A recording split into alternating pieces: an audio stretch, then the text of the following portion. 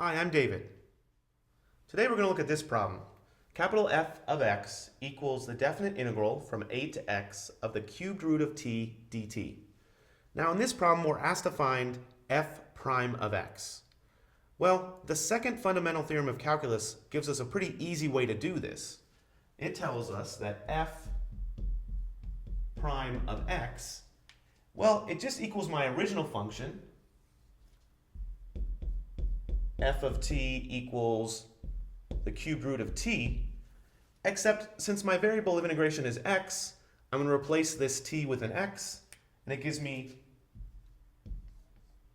the cubed root of x. Okay, that's what the second fundamental theorem of calculus says. Whenever I'm integrating from a constant to x, I just take this f of t, wherever there's a t, I replace it with an x, and I'm finished. Okay, that's pretty easy to do. But let's check and make sure that this actually holds true with what we know about integration. I can integrate this function right here and actually get the function capital F of x.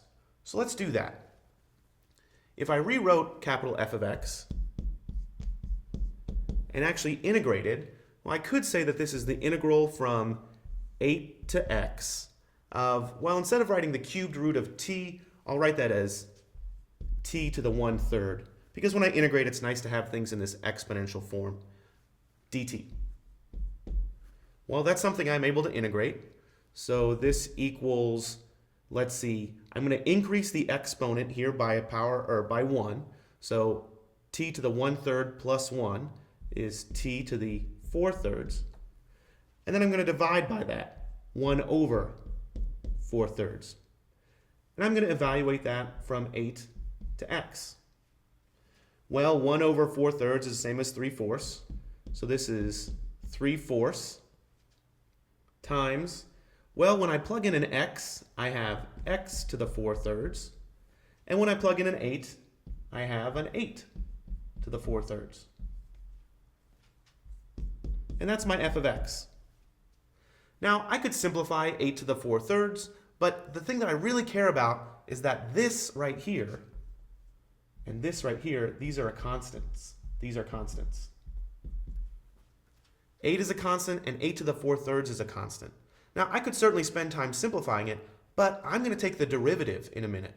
So I know what's going to happen to these constants. No matter what, when I take the derivative of a constant is 0.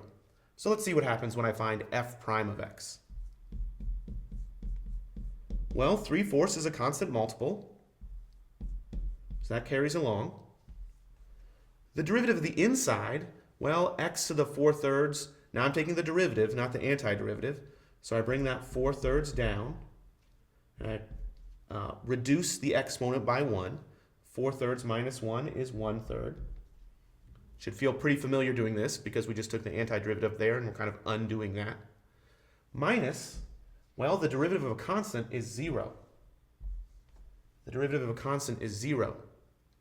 So when I finish this off, I have 3/4 times 4/3. That adds to, or that multiplies to give me 1. So f prime of x equals 1 times x to the 1/3. And another way to write x to the 1/3 is the cubed root of x.